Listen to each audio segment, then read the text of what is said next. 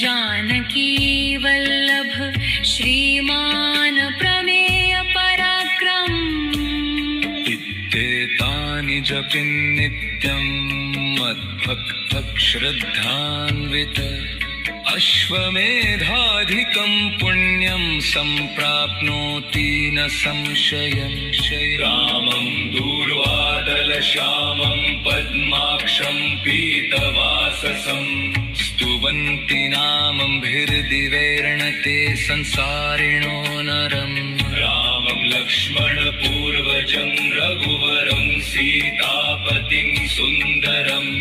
काकुत्स्थं करुणार्णवं गुणनिधिं विप्रप्रियं धार्मिकं